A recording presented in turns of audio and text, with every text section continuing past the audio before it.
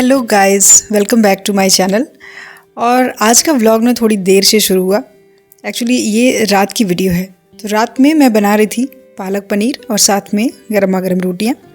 तो बस उसी की तैयारी चल रही है। तो पालक को मैं धुलने के लिए काट रही थी और कुछ पालक मैंने ना कल काट के रखे थे। जब मैंने सब्ज़ी बनाई थी तो वो एक्स्ट्रा हो गए थे।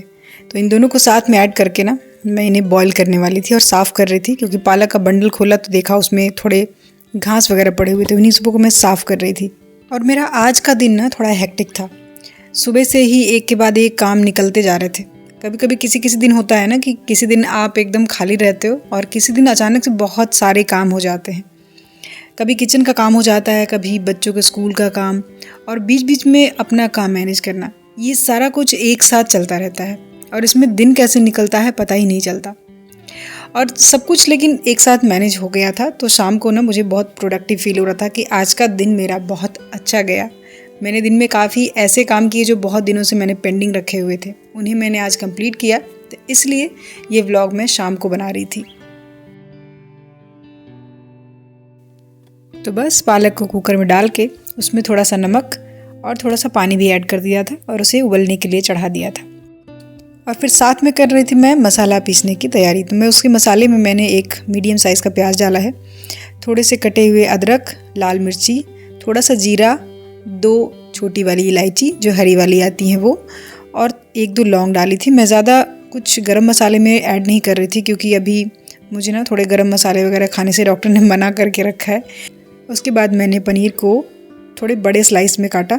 मैं ना थोड़ा सा पनीर को फ्राई करने वाली थी, क्योंकि एकदम कच्चा पनीर बच्चे नहीं खाते। उन्हें थोड़ा सा एकदम हल्का सा जो ब्राउन हल्का सा ऊपर से हो जाता है वैसा ही पसंद आता है। एकदम कच्चा पनीर वो नहीं खाते। तो मैं उन्हें ज़्यादा लाइट ब्राउन मैंने उन्हें फ्राई करके निकाल लिया था। ये देखिए, ये देखने में कितने अच्छे लग रहे हैं और ये खाने में भी थोड़े से सौंधे लगने लगते हैं। कच्चा पनीर मैं यूजुअली बहुत रेयर ही यूज़ करती हूँ, बस जब कभी सैंडविच वगैरह बनाती हूँ ना तभी मैं उसमें डालती हूँ। ये देखिए।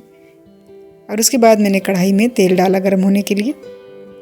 इन सब चीज़ों के लिए ना सरसों तेल सबसे अच्छा रहता है। रिफाइंड वगैरह में थोड़ा सा टेस्ट के साथ कॉम्प्रोमाइज़ हो जाता है, बट सरसों तेल की बात और है।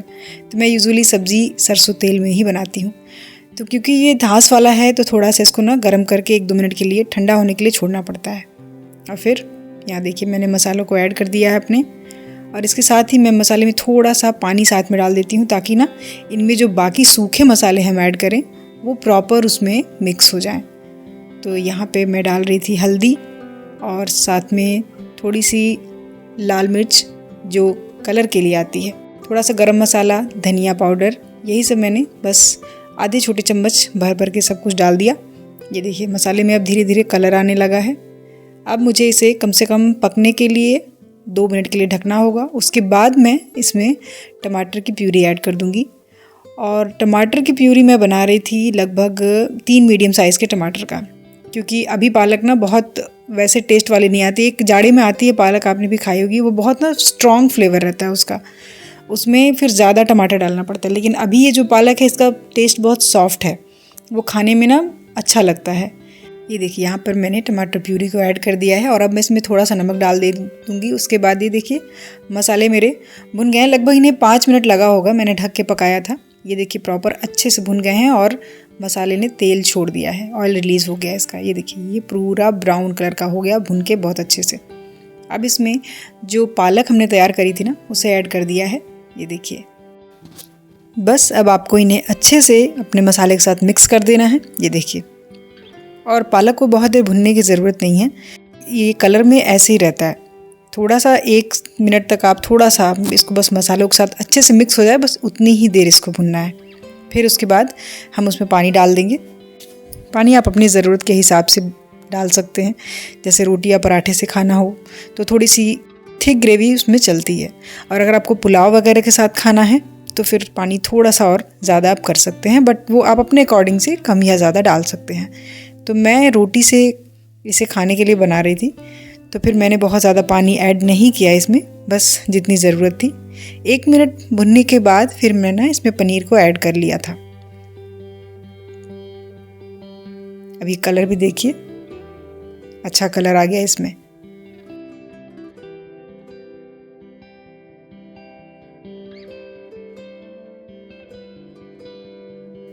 अब हम इसे थोड़ा सा और पानी डाल के कम से कम 5 मिनट के लिए पकने के लिए ढक के छोड़ देंगे। देखिए इसमें उबाल आना शुरू भी हो गया और ये मैंने अपने टेस्ट के हिसाब से नमक ऐड कर लिया था और तो कुछ इसमें भी पड़ेगा नहीं। बस बनने के बाद थोड़ा सा घर की बनी हुई फ्रेश क्रीम मैंने ऐड करी थी। ये मैंने ढक के पका लिया था और अब लास्ट में इसमें थोड़ा सा मैंने घर पे ही बना लिया था फ्रेश क्रीम, थोड़े से दूध और मलाई के साथ। ये देखिए ये बन के तैयार हो गया था और ये मेरे बच्चों की ना फेवरेट सब्ज़ी है, वो बहुत बहुत पसंद से खाते हैं इसे। और जब उसे मिक्स कर दिया तो ये देखिए हमारा फाइनल जो था, और ये देखिए मिक्स करने के बाद ये हमारा फाइनल टच है। देखिए कितनी अच्छी दिख रही है बनने के बाद, थिक सी ग्रेवी और अच्छा सा कलर। और फिर मैंने आटा गूँथ लिया था, क्योंकि आटे को गूँथने के बाद कम से कम 10-15 मिनट रेस्ट करने के लिए छोड़ना पड़ता है, तो मैंने गूँथ के उसे ढक दिया था। और ये बारी थी रोटियां सेकने की। तब तक मेरा बेटा आ गया था किचन में और फिर एकदम खुश था, मम्मा आज तो मैं 1 रोटी एक्स्ट्रा खाने वाला हूँ, आपने मेरी फेवरेट सब्ज़ी जो बनाई है। तो बस बैकग्राउंड में मैं उसी से बात कर रही थी पीछे, वो बहुत खुश था। फिर बाकी दोनों मेरी बेटियां भी आई और उन्होंने अपना अपना खाना फटाफट लिया। और जब उनके पसंद का खाना होता है ना तो आपको बहुत बोलना नहीं पड़ता, वो सब्ज़ी भी अपना पसंद से लेके खा लेते हैं। ऐसे अगर उनके कुछ पसंद का ना हो ना तो बहुत पीछे लगना पड़ता है। इवन कई बार तो खिलाना भी पड़ता है, मम्मा ये सब्ज़ी मुझे पसंद नहीं है, ये मैं नहीं खाता। जैसे मेरा बेटा मटर नहीं खाता, तो अगर मटर किसी चीज़ में पड़ा है तो फिर मुझे बहुत देखना पड़ता है कि उसने खाया है या फिर छोड़ दिया।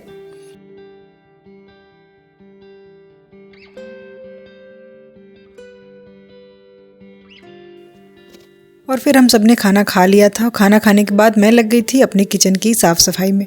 तो सबसे पहले मैंने डिश वॉशर को खाली किया। ज़्यादा तो नहीं, थोड़े बर्तन थे, उन्हें खाली करके मुझे दोबारा से ना बर्तन उसमें लोड करने थे। तो बस फटाफट से मैंने उसे खाली कर लिया।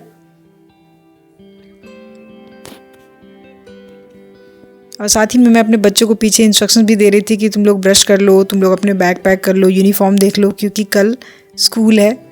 तो यही सब चल रहा था। और फिर मैंने बर्तन लोड करना शुरू कर दिया। हल्के से पानी से धुल के या फिर ऐसे भी जैसे आपके बर्तन हैं आप उन्हें उसमें लोड कर दीजिए। और फिर ना ये मशीन गरम पानी से बर्तन बहुत अच्छे से साफ़ कर देती है, कोई भी स्मेल नहीं रहती और बर्तन सैनिटाइज हो जाते हैं। तो जब तक ये घर में नहीं था ना, मुझे आदत नहीं थी, पता नहीं था, या फिर मैं भी बाकी लोगों की तरह ही सोचती थी कि डिश वॉशर एक यूज़लेस थिंग है हमारे इंडियन घरों के लिए, ये अप्लायंस हमारे लिए नहीं है। बट जब मैंने इसे एक बार लिया ना, अपने आप को बहुत कन्विंस किया। मैंने 1-2 साल इस पर रिसर्च करी, लोगों के रिव्यूज़ देखे, वो कैसे उसे यूज़ करते हैं। तो फिर मुझे 2 दिन ही लगे होंगे, मुझे इसकी आदत हो गई। उसके बाद बाकी जो थोड़े 1 या 2 बर्तन ही रहते हैं हाथ से धुलने के लिए। और ये मेरा तवा ना बहुत हद तक ख़राब हो गया, इसीलिए मैं इसे तार से मांज के साफ़ कर रही थी। अदरवाइज़ मैं इसे सॉफ्ट स्पंज वाली चीज़ों से ही साफ़ करती थी। बट अब ये लगभग ख़राब हो गया है, इसमें चीज़ें चिपकने लगी हैं।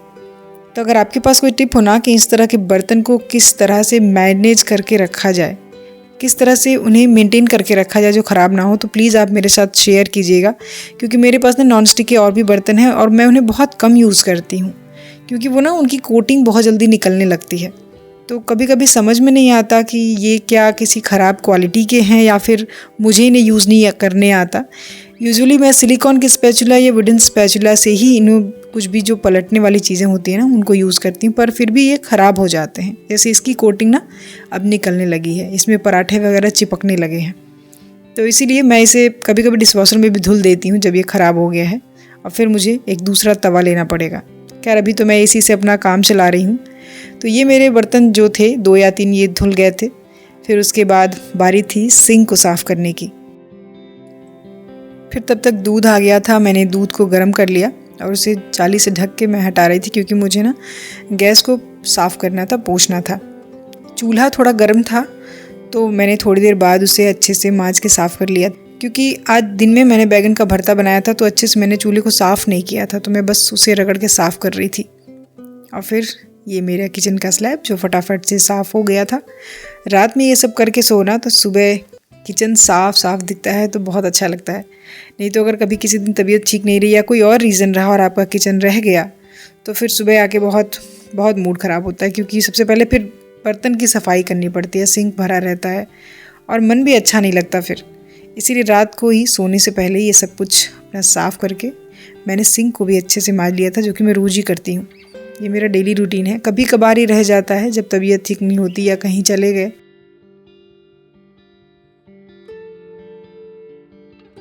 और ये तो हम लेडीज़ की डेली की एक रूटीन है, सोने से पहले अपना किचन, सिंक, वॉल वगैरह थोड़ी बहुत जो साफ़ सफाई कर लो ना, इससे क्या है कि फिर इकट्ठे एक दिन साफ़ नहीं करना पड़ता। और ये चीज़ें रोज़ की 5 मिनट की मेहनत, 5 मिनट का टाइम, और ये चमकती रहती हैं, साफ़ सुथरी रहती हैं। सो गाइस, आज का दिन यहीं पर ख़त्म होता है। रात का काम भी पूरा ही हो गया। अब थोड़ा सा वक्त मैं खुद के लिए निकालूंगी, थोड़ा सा अपने लिए, कुछ काम के लिए कुछ देखना, कुछ अपने नेक्स्ट डे की प्लानिंग करना। ये सब थोड़ी देर और चलेगा मेरा। और दिन चाहे कितना भी हेक्टिक क्यों ना हो, जब एंड में सब कुछ खुश और शांत होता है तो एक होम मेकर के लिए ये सबसे अच्छी फीलिंग होती है। तो आप सबका थैंक यू, जो हर दिन मेरे साथ आप जुड़ते हैं। आप लोग ही मेरी जर्नी का सबसे खूबसूरत पार्ट है। तो कल फिर मिलेंगे एक नए दिन, एक नए व्लॉग और नई एनर्जी के साथ। तब तक अपना ख्याल रखिए, खुश रहिए और मुस्कुराते रहिए। Good night and thank you.